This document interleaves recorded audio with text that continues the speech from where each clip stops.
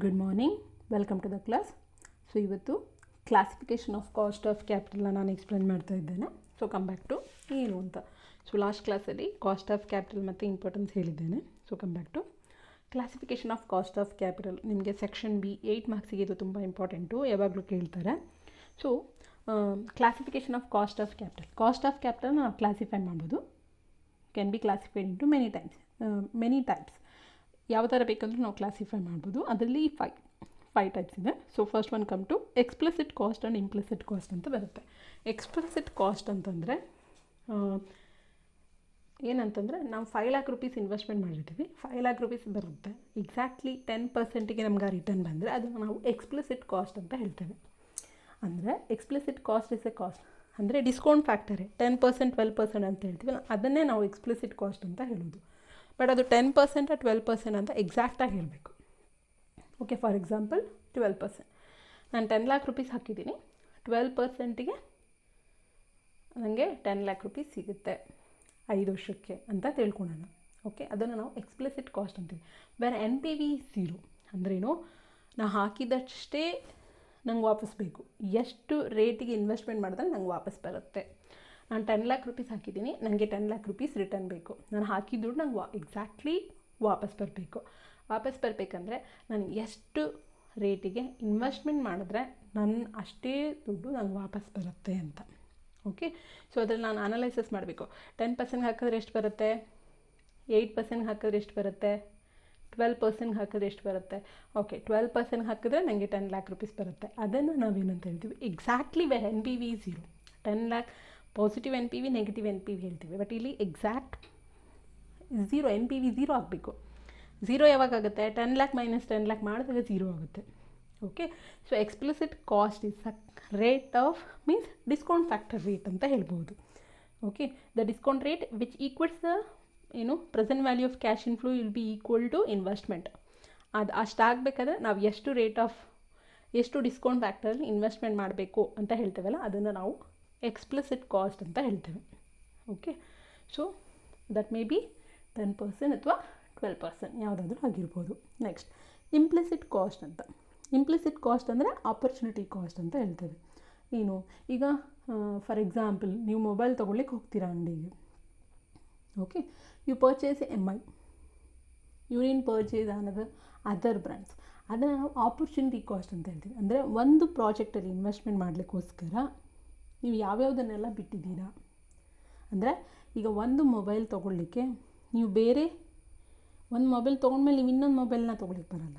So ಒಂದು ಸತಿ ಮಾತ್ರ ನೀವು ತೊಗೊಳ್ಳಿಕ್ಕೆ ಸಾಧ್ಯ. ಸೊ ಒಂದು ಸತಿ ಈ ಮೊಬೈಲ್ನ ತೊಗೋಬೇಕಾದ್ರೆ 2-3 years ಆದಮೇಲೆ ಮತ್ತೆ ತೊಗೊತೀರಾ. But it's means I am talking on 2 days.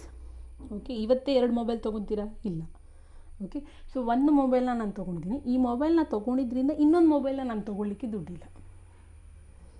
Okay, ಆ ಥರ ಅಂದರೆ ನಾನು ಈ ಪ್ರಾಜೆಕ್ಟಲ್ಲಿ ಇನ್ವೆಸ್ಟ್ಮೆಂಟ್ ಮಾಡಿದ್ದೀನಿ, that's why I cannot invest in another project. ಈ ಮಿಷಿನ ಪರ್ಚೇಸ್ ಮಾಡಿರೋದ್ರಿಂದ ಅಥವಾ ಈ ಪ್ರಾಜೆಕ್ಟ್ನ ಪರ್ಚೇಸ್ ಮಾಡಿರೋದ್ರಿಂದ ನಾನು ಇನ್ನೊಂದು ಈಗ bank of Baroda has taken Vijaya bank ಮತ್ತು ಸಿಂಡಿಕೇಟ್ ಬ್ಯಾಂಕ್ನೆಲ್ಲ ಬ್ಯಾಂಕ್ ಆಫ್ ಬರೋಡಾ ತೊಗೊಂಡಿದೆ. ಆಯಿತಾ, ಈ bank of Baroda Vijaya bank ಮತ್ತು ಸಿಂಡಿಕೇಟ್ ಬ್ಯಾಂಕ್ನ ಪರ್ಚೇಸ್ ಮಾಡಿದ್ರಿಂದ ಬೇರೆ ಬ್ಯಾಂಕ್ನ ಪರ್ಚೇಸ್ ಮಾಡಲಿಕ್ಕೆ ಅವ್ರ ಹತ್ರ ದುಡ್ಡಿಲ್ಲ. ಆಯಿತಾ, ಸೊ ಅದನ್ನು ಅಂದರೆ ನಾವು ಯಾವುದನ್ನು ತೊಗೊಳ್ಳಿಕ್ಕಾಗಲ್ಲ. ಈಗ ಆಪರ್ಚುನಿಟಿ ಇದೆ, ನಂಗೆ ಅದಕ್ಕಿಂತ ಕಡಿಮೆ ರೇಟ್ ಇದೆ, ಬಟ್ ಆದರೆ ನನಗೆ ದುಡ್ಡಿಲ್ಲ, ನಾನು ಆಲ್ರೆಡಿ ಇಲ್ಲಿ ಪರ್ಚೇಸ್ ಮಾಡಿಬಿಡ್ತೀನಿ. ಓಕೆ, ಸೊ ಅದನ್ನು ನಾವು ಇಂಪ್ಲಿಸಿಟ್ ಕಾಸ್ಟ್ ಅಂತ ಹೇಳ್ತೇವೆ, ಅಥವಾ ಆಪರ್ಚುನಿಟಿ ಕಾಸ್ಟ್ ಅಂತ ಬೇಕಂದ್ರೂ ನಾವು ಹೇಳ್ಬೋದು. ಇಲ್ಲಿ ಇನ್ವೆಸ್ಟ್ಮೆಂಟ್ ಮಾಡಿರೋದ್ರಿಂದ, ಇದನ್ನು ತೊಗೊಂಡಿರೋದ್ರಿಂದ ಅದನ್ನು ಇನ್ನೊಂದನ್ನು ತೊಗೊಳ್ಳಿಕ್ಕೆ ಬರಲ್ಲ. ಓಕೆ, ತೊಗೊಂಡಲ್ಲಿ ಇದ್ದರೆ ತೊಗೋಬೋದಾಗಿತ್ತು. That's why it is called opportunity cost ಅಂತ. Next historical cost and future cost. Historical ಅಂದರೆ ಲಾಸ್ಟ್ ಹೋದ ವರ್ಷ ಎಷ್ಟಿತ್ತು ರೇಟು, ಅದನ್ನು ನಾವು ಹಿಸ್ಟೋರಿಕಲ್ ಕಾಸ್ಟ್ ಅಂತ ಹೇಳ್ತೇವೆ.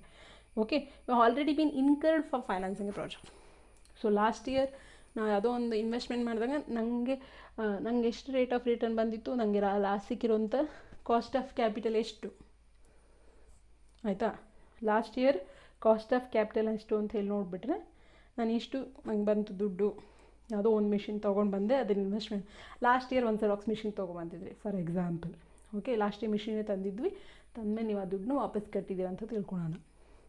ಓಕೆ, ಆ ಕಾಸ್ಟು ನಿಮಗೆ ನೆಕ್ಸ್ಟು ಮುಂದಿನ ವರ್ಷ ಇನ್ನೊಂದು ಜೆರಾಕ್ಸ್ ಮಿಷಿನ್ ತೊಗೊತೇನೆ ಅಂದರೆ ಅದನ್ನು ಹೋದ ವರ್ಷ ತೊಗೊಂಡಿದ್ದು ಹಿಸ್ಟೋರಿಕಲ್ ಕಾಸ್ಟ್ ಆಗುತ್ತೆ. Okay, so historical cost refers to the cost which has already been incurred for a financial project. ಹೋದ ವರ್ಷ ಖರ್ಚು ಮಾಡಿದ ದುಡ್ಡು ಹಿಸ್ಟೋರಿಕಲ್ ಕಾಸ್ಟ್. ಫ್ಯೂಚರ್ ಕಾಸ್ಟ್ ಮುಂದಿನ ವರ್ಷ ಇನ್ವೆಸ್ಟ್ಮೆಂಟ್ ಮಾಡಲಿಕ್ಕೆ ಬೇಕಾಗಿರುವಂಥ ದುಡ್ಡು. Future cost refers to the estimate cost of funds to be raise for financing a project. So ಮುಂದಿನ ವರ್ಷ ನಾನು ಈಗ I will take Jio example only. ನಾನು ಜಿಯೋ ಫೋನ್ ಲಾಂಚ್ ಮಾಡ್ತಾ ಇದ್ದೀನಿ. ಲಾಂಚ್ ಮಾಡಲಿಕ್ಕೆ ನನಗೆ ಎಷ್ಟು ದುಡ್ಡು ಬೇಕು ಅದನ್ನು ನಾವು ಫ್ಯೂಚರ್ ಕಾಸ್ಟ್ ಅಂತ ಹೇಳ್ತೇವೆ. Okay, next average cost and marginal cost ಅಂತ. ಆವ್ರೇಜ್ ಕಾಸ್ಟ್ ಅಂತಂದ್ರೇನು, ಎಲ್ಲನೂ ಆ್ಯಡ್ ಮಾಡೋದು. ನಾನು ಹೇಳಿದ್ನಲ್ಲ, ಈಕ್ವಿಟಿ ಶೇರ್ಗೆ 10 ರೂಪೀಸು, ಪ್ರಿಫರೆನ್ಸ್ ಶೇರ್ಗೆ 8 ರೂಪೀಸು, ಆಮೇಲಿಂದ ಇನ್ಯಾವುದು ಡಿಬೆಂಚರ್ಗೂ 8 ರೂಪೀಸ್ ಅಂತ ತಗೊಳ್ಳೋಣ. ಡಿಬೆಂಚರ್ ಎಲ್ಲ ಹೀಗೆ ತೊಗೊಳ್ಳೋಣ. Equity share 10 rupees, preference share 10 rupees, ಆಮೇಲಿಂದ ಡಿಬೆಂಚರ್ ಕೂಡ 10 ರೂಪೀಸ್, ಮೂರು ಕೂಡ 10 ರೂಪೀಸ್ ಅಂತ ತೊಗೊಳ್ಳೋಣ. ಆ್ಯಡ್ ಮಾಡಿ 10 + 10 + 10 30 ಆಯಿತಾ. 30 / 3 ಎಷ್ಟಾಯಿತು? 3 1s 10. ಅದನ್ನು ನಾವು ಆವ್ರೇಜ್ ಕಾಸ್ಟ್ ಅಂತ ಹೇಳ್ತೇವೆ. ಅಂದರೆ ಎಲ್ಲ ಕಾಸ್ಟ್ನ ಆ್ಯಡ್ ಮಾಡಿ, ಪ್ರಿಫರೆನ್ಸ್ ಶೇರ್ನು ಆ್ಯಡ್ ಮಾಡೋದು, ಈಕ್ವಿಟಿ ಶೇರ್ ಈಕ್ವಿಟಿ ಶೇರ್ ಕೊಡಬೇಕಾಗಿರುವಂಥ ರೇಟನು, ಪ್ರಿಫರೆನ್ಸ್ ಶೇರಿಗೆ ಕೊಡಬೇಕಾಗಿರೋ ರೇಟನು, ಡಿಬೆಂಚರಿಗೆ ಕೊಡಬೇಕಾಗಿರೋಷ್ಟು ಇಂಟ್ರೆಸ್ಟ್ ರೇಟು, ಮೂರನ್ನು ಆ್ಯಡ್ ಮಾಡಿ /3 ಮಾಡಿ. That will give answer of 10. So that is the average cost ಅಂತ. ನೆಕ್ಸ್ಟ್ ಮಾರ್ಜಿನಲ್ ಕಾಸ್ಟ್ ಅಂತ. ಮಾರ್ಜಿನಲ್ ಕಾಸ್ಟ್ ಅಂತಂದರೆ ಅಡಿಷನಲ್ ಕಾಸ್ಟ್ ಅಂತ ಹೇಳ್ತೇವೆ. ಏನಿದೆ ಅಡಿಷ್ನಲ್ ಕಾಸ್ಟ್ ಅಂತಂದು ಅಂದರೆ ಈ ಆವ್ರೇಜ್ ಕಾಸ್ಟ್ ಆಫ್ ಕ್ಯಾಪಿಟಲ್ ಏನು ಇನ್ಕರ್ಡ್ ಆದಮೇಲೂ ಕೂಡ, okay, incurred to obtain additional funds required by concern. ನನಗೆ ಇದನ್ನು ಆವ್ರೇಜ್, ನನಗೆ ಮಿಷಿನ್ ತೊಗೊಂಡಿದ್ದೀನಿ, ಇನ್ಸ್ಟಾಲ್ಮೆಂಟಿಗೆ ಮತ್ತೆ ದುಡ್ಡು ಹಾಕಬೇಕು. ಓಕೆ, ಅಡಿಷ್ನಲ್ ಕ್ಯಾಪಿಟಲ್ ನಾನು 10 ಲಕ್ಷ ರೂಪಾಯಿ ಬೇಕಾಯಿತು, 10 ಲಕ್ಷ ರೂಪಾಯಿ ತೊಗೊಂಡಿದ್ದೀನಿ. ಬಟ್ ಆದರೆ ಮತ್ತೆ ಎಲ್ಲೋ ಸ್ವಲ್ಪ ದುಡ್ಡು ಬೇಕಾಯಿತು, ಮತ್ತೆ ನಾನು ಹೋಗಿ ದುಡ್ಡನ್ನ ತೊಗೊಂಡು ಬರ್ತೇನೆ ಸಾಲ ಅಂತ, ಆಯಿತಾ.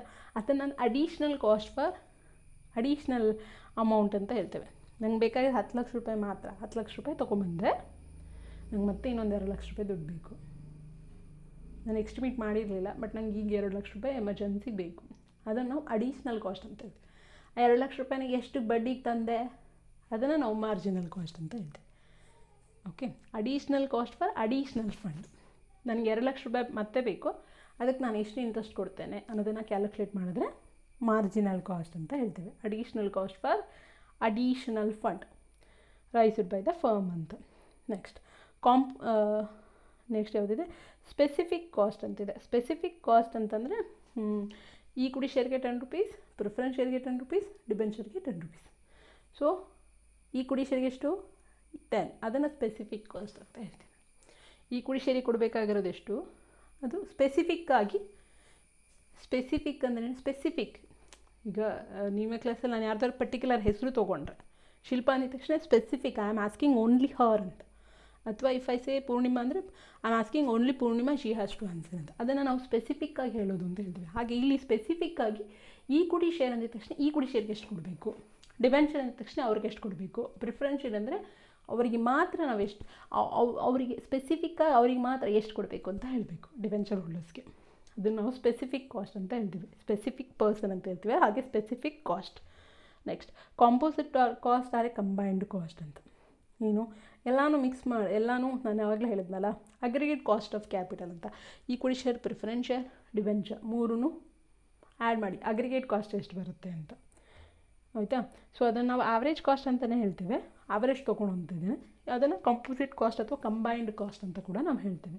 ಎಲ್ಲರಿಗೂ ಸೇರಿ ನಾವು ಕೊಡುವಂಥದ್ದು ಎಷ್ಟು, ಆವ್ರೇಜ್ ತೊಗೊಳ್ಳಿ. ಮತ್ತು 10 10 10 equity share 10, preference share 10, debenture 10, add 10 + 10 + 10 30 /3. 3 number 3 ಅಲ್ಲಿ ಆ್ಯಡ್ ಮಾಡಿದ್ದು 10 10 10 ಅಂತ 3 ಸತಿ ಆ್ಯಡ್ ಮಾಡಿದ್ದು /3 ತೊಗೊಳ್ಳಿ, 10 ಬರುತ್ತೆ. ಅದನ್ನು ನಾವು ಕಾಂಪೋಸಿಟ್ ಕಾಸ್ಟ್ ಅಂತಲೂ ಹೇಳ್ತೇವೆ, ಆವ್ರೇಜ್ ಕಾಸ್ಟ್ ಅಂತಲೂ ಹೇಳ್ತೇವೆ, ಕಂಬೈನ್ಡ್ ಕಾಸ್ಟ್ ಅಂತ ಕೂಡ ಹೇಳ್ತೇವೆ. Okay, next spot cost, normalised cost ಅಂತ ಹೇಳ್ತೇವೆ. ಏನಿದು ಸ್ಪಾಟ್ ಕಾಸ್ಟ್ ಅಂದರೆ ಅಂತ? ಸ್ಪಾಟ್ ಅಂದರೆ ಇಮಿಡಿಯೇಟ್, ಅವತ್ತು ಶೇರ್ ಮಾರ್ಕೆಟಲ್ಲಿ ಇರೋವಂಥ ಪ್ರೈಸು.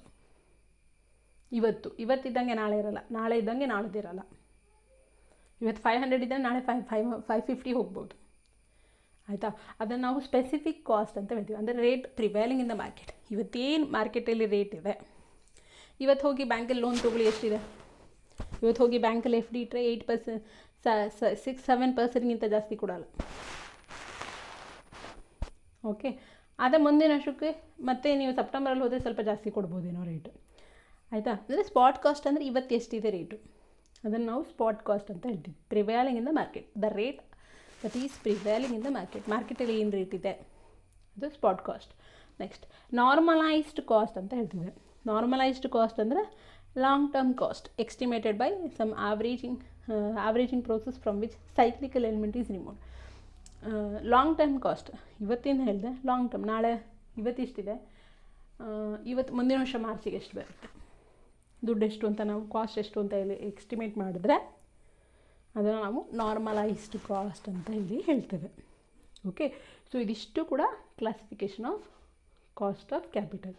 ಎಕ್ಸ್ಪ್ಲಿಸಿಟ್ ಕಾಸ್ಟ್ ಅಂದರೆ ವೆರ್ NPV 0, 12% ಅಂದರೆ ಅದನ್ನು NPV ಎಲ್ಲಿ 0 ಆಗುತ್ತೆ, ಎಷ್ಟು ಡಿಸ್ಕೌಂಟ್ ಫ್ಯಾಕ್ಟರ್ಗೆ NPV 0 ಆಗುತ್ತೆ ಅದನ್ನು ನಾವು ಎಕ್ಸ್ಪ್ಲಿಸಿಟ್ ಕಾಸ್ಟ್ ಅಂತೀವಿ.